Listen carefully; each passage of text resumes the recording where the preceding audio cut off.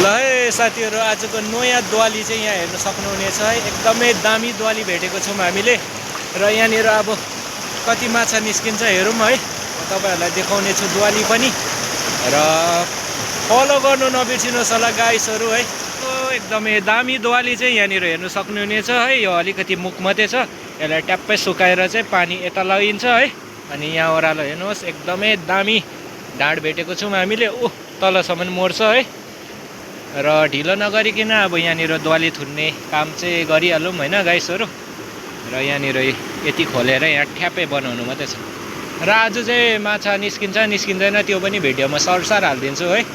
तपाईहरुको धेरै डिमान्ड थियो भिडियो माछा पक्रेको आएन भनेर है। अस्ति लाको भिडियोमा चाहिँ कतिमा माछा निस्क्यो कतिमा माछा निस्केन है। त्यही भएर चाहिँ मैले लास्टको नहालेको। र आज चाहिँ हेर्नुहोस् होला, इन्डसम्म देखाउँछु म है।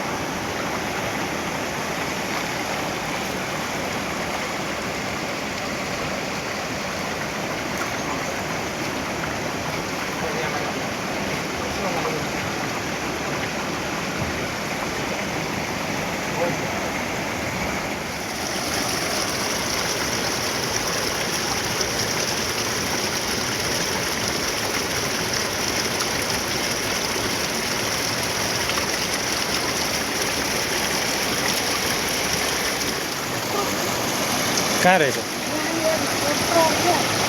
हुन्छ न, तल भित्रै छ। भाग छ बाहिर, भाग छ त्यो भित्रै छ। ठुलै थियो।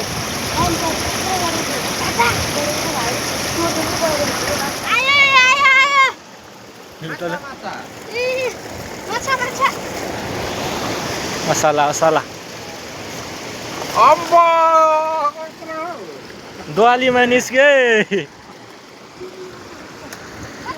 भाग छ त्यो पनि।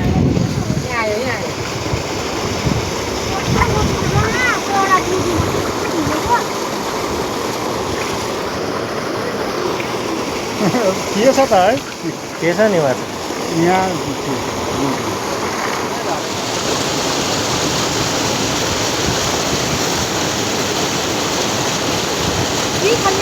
पक्ड न, कोटाउ न, कोटाउ न।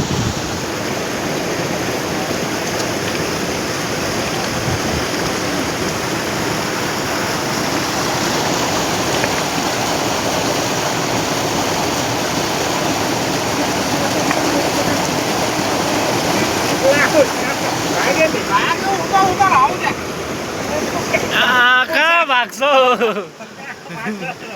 भाग्नु कहाँ दिन्छ?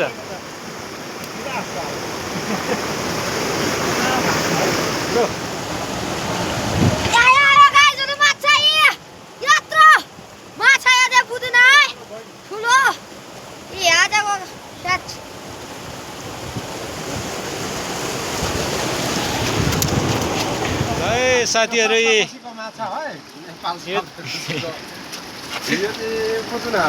चाहिँ सानो यत्रो द्वाली थुनेर निकालेको माछा हामीले है यहाँनिर यहाँ चाहिँ के लगाइनौँ पनि सुकाएर मारिदिएको माछा हो तितेपाती धरि लगाइनौँ हामीले यहाँ हेर्नुहोस् है र यो खालको माछा लाग्यो है एकदमै दामी तर हामी चाहिँ खासमा बल्छी खेल्न आएको है तर यो खालको पक्रिमी यति भए चाहिँ काफी